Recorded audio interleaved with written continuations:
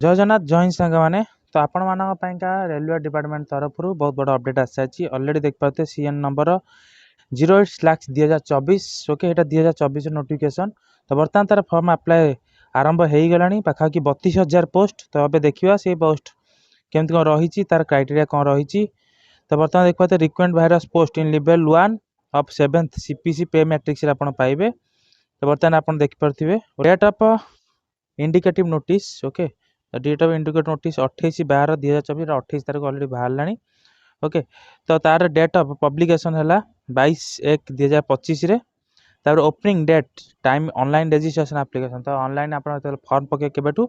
ना 23 तारीख अलरेडी आपंकर आरंभ हो गला 23 तारीख 12 अलरेडी आरंभ हो गला मैंने राति 12 AM रु अलरेडी आरंभ हो गला 23 तारीख रु आज है 29 तारीख सर के क्लोजिंग डेट ऑफ 22 तारीख 22/2/2025 पाखापाखि आपका मसे समय से देती मसे मिसे 30 दिन भितर 30 दिन भितर आप फॉर्म अप्लाई करेंगे पाखापाखि 32,000 पोस्ट अच्छे आप railway RRB railway requirement board तरफ पाखापाखि 10th पास जॉब ताप कौन कौन क्राइटेरिया रही कौन कौन सिलेबस रही पर आम देखा तो आउ गोटे अलरेडी आप देखिपे 24/2 अच्छी तार कौन ना क्लोजिंग डेट अच्छी 22 तारीख सर किंतु जो 2 दिन क्लोजिंग डेट पर आप जदि सबमिशन एप्लिकेशन कर आमको कौन पड़ो ना आप पेमेंट करा पड़ो पेमेंट करा पड़ो जब 22 तारीख पर आप करेंगे 2 दिन भितर जब 22 तारीख रहा लास्ट डेट तापर आप 2 दिन करेंगे आप पेमेंट कराया पड़ो ता सहित आपंकर 25/2/2025 टू 6/3/2025 जाके आप करेक्शन डेट रोके करेक्शन एप्लिकेशन जदि किसी भूल भटा रही था जदि किसी मन किसी डाउट थी जमी आम IRB OCF रहता ओडिशा डिपार्टमेंट रे तो सही टाइप आप करेक्शन जदि किसी भूल भटा थी तो करेक्शन आपंकर जहाँ भी भूल भटा थो करेक्शन करने आप पाखापाखि दब 10 दिन टाइम ये 10 दिन टाइम आपको पाखापाखि दब तापर आप कौन रही जाऊँगी आप देखिपे detail of vacancy at a glance okay तो वैकेंसी कौन रही जाऊँगी ना आम रही जाऊँगी total various post level 1 fast पढ़ी 7th CPC पे मैट्रिक्स अनुसार पाइबे आपन इनिशियल पे रही 18,000 टंका मेडिकल स्टैंडर्ड रहा आज पर आनेक्सन जो फॉर्म अप्लाई कर आप जापर एज तार रियलिटी आप एज हूँ 18 ରୁ 36 मांगी रियलिटी एजटा आपंकर 18 ରୁ 36 टोटाल वैकेंसी आप अच्छी 32,438 एटा हूँ ऑल इंडिया ऑल इंडिया पिला पकई पारे कैंडिडेट अप्लाई करेंगे तादे रोज को कैटेगरी पकई पारे ना SC ST OBC OBC रे NCL नॉन क्रिमिनल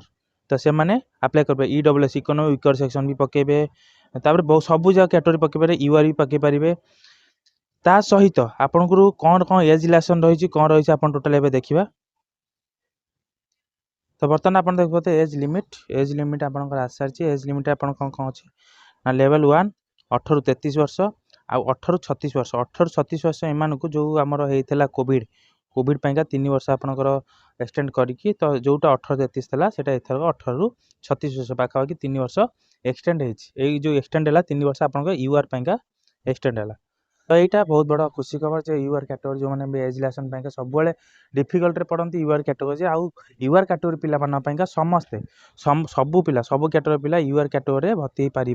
जदि UR कैटेगरी क्राइटेरिया आप क्लीयर करेंगे तो UR कैटेगरी आप भर्ती पारे तो 18 ରୁ 36 हूँ तार रियल जोटा आम एज मांगी ओके ता सहित आपंकर जो OBC आउ कौन एज रिलेशन कौन कौन रही ना आपंकर OBC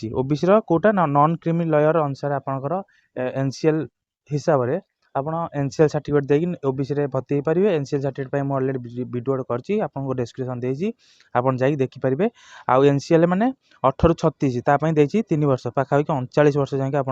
OBC NCL रे अप्लाई करेंगे 39 वर्ष ताप SC ST 5 वर्ष माने 36 5 41 वर्ष जाके आप अप्लाई करेंगे कोटा ना SC और ST ता सहित आप रहा ex service man with 6 month service after attention माने लास्ट 6 मंथ पर आप कौन करेंगे जो मैंने एक्स सर्विस मैन पकाउंट UR और EWS economic weaker section 3 year और OBC NCL 6 ईयर तो यहाँ जो मान एक्स सर्विस अच्छे आम बेटर हो जो मैंने चाहते नुआ कैंडिडेट जो मैंने मेन अच्छे SC ST हूँ 5 वर्ष आउ OBC नॉन क्रिमिनल हूँ 3 वर्ष तो गोटे 36 गोटे हूँ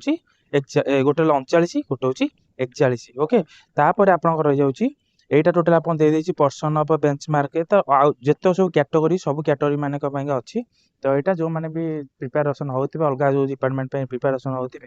माने अलगा कैटेगरी पेला जोटा भिन्नक्षम व्यक्ति मान पाएगा हो कि लेडीज मान पाएगा उभय उभय पुरुष महिला आदरे अप्लाई करि परिबे ओके तो आदरे सब जक डिपार्टमेंट रेलवे स्टाफ डिपार्टमेंट हो ओके तो समस्त ex service railway staff PWD department हो सब कैंडिडेट माने आदरे अप्लाई करि परिबे आज रूल अनुसार आज सब रूल दे देछि ऑलरेडी ए रूल अनुसार आपण अप्लाई करि परिबे तापर आपण एटा दे दोछि डेट ऑफ बर्थ कोन ना आपणकर मेन होछि आपणकर एटा होछि 18 36 एज जोटा कि आपण मागि छि केते ना जो पिला यूआर ईडब्ल्यूएस माने यूआर इकोनॉमिक वीकर सेक्शन जदी हेतिबे आपणकर तापर आपण 2/1/1999 2/1/1999 पूर्वरु आपण जन्मग्रहण कर नथिबे कारण एटा 2019 मसीहा 2 तारिख प्रथम जनवरी मास जदि आप जन्मग्रहण पूर्व गते अप्लाई करेंगे जदि 2 तारिख आप पर जदि आप जन्मग्रहण कर अप्लाई करेंगे सेमती ओबीसी नॉन क्रिमिनल 2/1/1986 जाए जदि पूर्व जन्मग्रहण कर जन्मग्रहण करते अप्लाई करें जदि पर जन्मग्रहण कर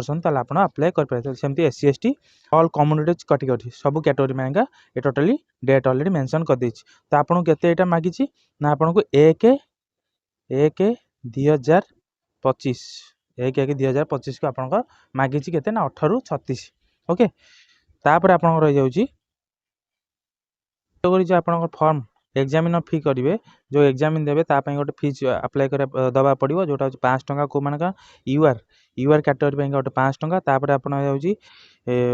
ओबीसी ईडब्ल्यूएस एससी एसटी समस्त पई जाउछि 250 टका तो यहाँ हूँ तापर फॉर्म जो आप फॉर्म अप्लाई करेंगे तो ये अमाउंट आपको पेड करने पड़ो ओके जो एग्जामिन फीटा आपको पेड करने पड़ो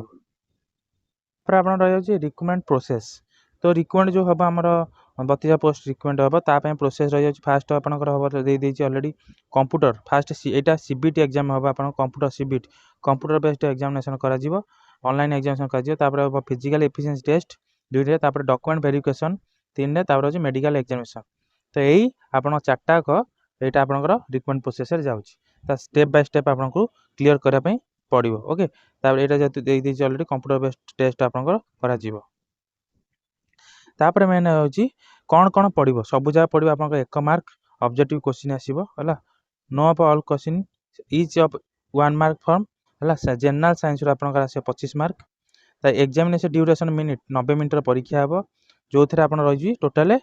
नंबर ऑफ क्वेश्चन अच्छी 100 मार्क टोटाल क्वेश्चन आसो 90 मिनट एग्जाम हम जो थे जनरल साइंस अच्छी 25 मार्क पड़ो मैथमेटिक्स पड़ो 25 मैथमेटिक्स ऑलरेडी जाऊँगी आपंकर आरिथमेटिक जाऊँगी जियोमेट्री जाऊँगी अलजेब्रा जाऊँगी ओके तो जनरल इंटेलिजेंस ऑफ रीजनिंग जो रीजनिंग पड़ो 30 मार्क और जनरल अवेयरनेस करंट अफेयर जोटा बर्तमान करंट अफेयर लेटेस्ट या world GK current affair total आप 20 मार्क टोटाल आप 100 मार्क ओके तापर आप they will be negative marking and 1/3 mark shall be deducted तो आपको 1/3 माने 3टारे गोटे मार्क आपंकर माइनस कर पाखापाखि 0.33 जाऊँगी आपंकर जो 4टारे आपंकर दौला 2.5 पाई यहाँ 3टा भूल कले गोटे मार्क आपंकर माइनस हम ओके सहित आप रही जाऊँगी जो मिनिमम परसेंटेज तापर आप रही मिनिमम परसेंटेज ऑलरेडी देख पाते मिनिमम परसेंटेज ऑफ मार्क सर्टेज भाइरस कम्युनिटीज यूआर को आप रखा पड़े 40% रखा पड़ो economical weaker section 40% OBC non criminal 30% SC 30% ST 30% सेटा जदि आप क्लीयर कर पाइले 100 मार्क को आप 30 आउ ओबीसी यूआर ईडब्ल्यूएस 40 मार्क रखा पड़ो ताले this percentage of mark eligible may be relaxed by the second mark PWD candidate in case of state days PWD candidate against vacancy reserve for the them तो आपन को area को मार रखले आप नेक्स्ट स्टेज पे कि आपन हे परिबे नेक्स्ट फिजिकल दवा पे क्वालीफाई हो परिबे तो आपन को ए 40% मार्क यूआर और ईडब्ल्यूएस पे का आ एससी और एसटी और नॉन क्रिमिनल पे का ओबीसी नॉन क्रिमिनल पे का आपन को 30% मार्क रखिया पे पड़िबो तो आपन देख पाते syllabus question type of syllabus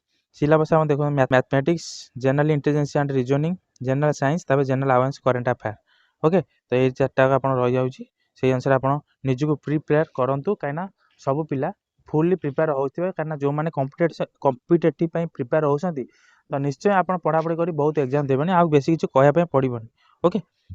तापर आम physical efficiency test physical efficiency test आप देखते मेल कैटेगरी पाइका मेल कैंडिडेट 35 केजी वेट आप रही पड़े 100 मीटर रे 2 मिनट भितर क्लीयर करा पड़े माने 35,000 लिफ्ट 35 केजी बाली बस्ता आप लिफ्ट करा पड़ो 100 मीटर जिया पड़ो 2 मिनट क्लीयर करा पड़ो से परीका फीमेल कैटेगरी आपंकर 20 केजी बस्ता तापर 100 मीटर आप क्लीयर करेंगे केते ना 2 मिनट भितर से परीका आप 1000 मीटर रनिंग माने 1 किलोमीटर को आप 4 मिनट 15 सेकेंड क्लीयर करेंगे मेल कैटेगरी फीमेल कैटेगरी कौन करेंगे ना 1000 metre running 5 minute 40 second clear करेंगे तो यहाँ नॉर्मल अच्छी यहाँ फिजिकल नॉर्मल मेन हूँ आप रिटिन रिटिन आप जो 100 मार्क पड़ो तो मिनिमम आपको जब 70 रखी दौरान आप निश्चय क्वालिफाई करेंगे all India basis RRB railway requirement तरफ आप निश्चय क्वालिफाई करेंगे ओके ता सहित आप नॉर्मलाइजेशन मार्क खराब यहाँ नॉर्मलाइजेशन ऑलरेडी मार्क जीव बोलिका यहाँ कराई shortlisting candidate to various stages shall be based on normalization mark obtain bye